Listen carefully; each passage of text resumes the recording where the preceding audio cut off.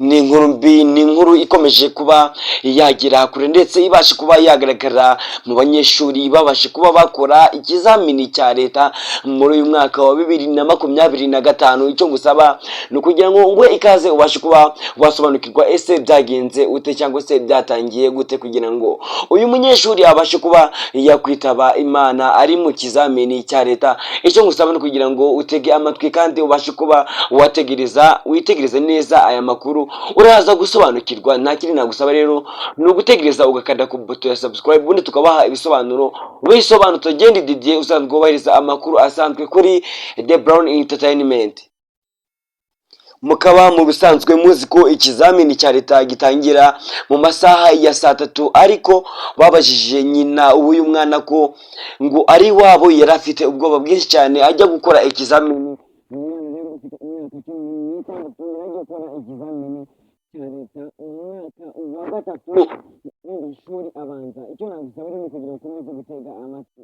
Uyu mwana w'umukobwa rero akiva iwabo yari afite ubwoba bwinshi cyane, ariko uvuga ko ibindi bizamini byagiye bimunanira, ariko igikurikiyeho yagiye gukora bita fizike agifitiye ubwoba, ariko uvuga ko atari buze kuba yabona uburyo yabasha kuba yagikora bitewe n'uburyo ibindi bizamini byabasha kuba byamunanira, kandi yari yakoze uko ashoboye, ariko bitewe n'ubwoba bwinshi cyane yagiye gukora ikizamini afite ubwoba burenze bwinshi cyane akimara kuva iwabo. Ariko ababyeyi be babasha kuba bamubaza ati ese ni ikihe kibazo ufite cyangwa se ubu bwoba uri kubuterwa n'iki? Umwana ariyamenera aravuga ngo nta bwoba afite, akomeza ababwira ko nta bwoba afite habe na gato, aratsemba arakara avuga ko nta bwoba afite.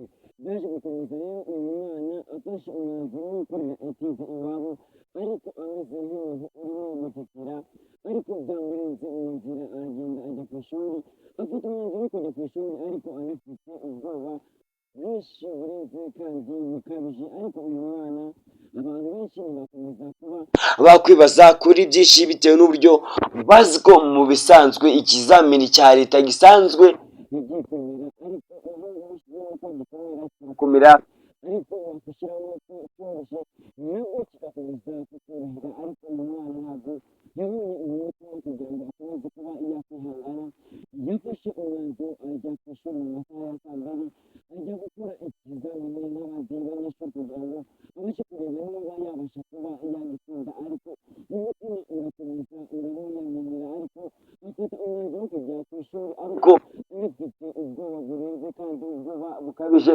Rero akimara kugera ku kigo cy'amashuri mu masaha ya saa 3 bakimara kuba babazanira ikizamini babaha iminota 30 zo kubasha kuba bategereza ndetse bakabasha kuba bakwitekerezaho. Rero uwo mwana nawe yari ahari nabo ngabo, ariko nawe afite ubwoba cyane mu buzima. Kubera iki ufite ubwoba? Aravuga ati iki kizamini cyatsinze kandi afite icyizere ko ari bubashe kuba yagitsinda, akomeza kuba yakwiha icyizere gutyo ngo ari bubashe kuba yatsinda ikizamini cya leta. Ariko mu minota 10 zisigaye umwana wese asohoka ajya hanze asaba agahuza kubera ko babaha iminota 30 zo kubasha kuba bakwitegura kugira ngo babashe kuba bajya gukora ikizamini cya leta, kugira ngo babashe kuba bakwigira icyizere cyangwa se babashe kuba bakwitekerezaho n'abantu babashe kuba bakwiga bakwitegura mu byo bagiye kubasha kuba bakora just now. Nuko ntabwo byarangiye gutyo, hari abapolisi baba bari gucunga umutekano mu kigo babajije umwana ese ko ufite ubwoba akimara gusohoka hanze, arambwira ati ntabwo afite, ahubwo nuko agiye kuri toilette kubera ko haba hari abapolisi bari gucunga umutekano. Bakimara gutanga ibizamini umaze amanota zasigaye, umwana akimara kugifungura yahereye ku kibazo agashoboye, afunga ku ishinga cya kabiri akabona ko ntabwo abishoboye, ahita ava igihomori bamujyanye ku bitaro bibasha kuba byarangira utyo avuye mu buzima. Icyo nakubwira ni ukugira ngo igihe ugiye gukora ikizamini ntukagire ubwoba kandi ujye gukora ufite icyizere, kuko muri wowe byose birashoboka. Ntabwo wajya gukora ufite ubwoba ngo ikizamini ubashe kuba wagitsinda. Njye nicyo nakugira kugira ngo ujye ukora wifitiye icyizere muri wowe kandi wifitemo ko nawe byose ubasha kuba wabisohora. Ikintu cya mbere rero ni ugomba kuba watsinda ubwoba n'ikizamini uzaba wagitsinze. Yari Didier nk'ibisanzwe usanzwe ubahereza amakuru kuri The Brown Entertainment. Thank you very much. wasoje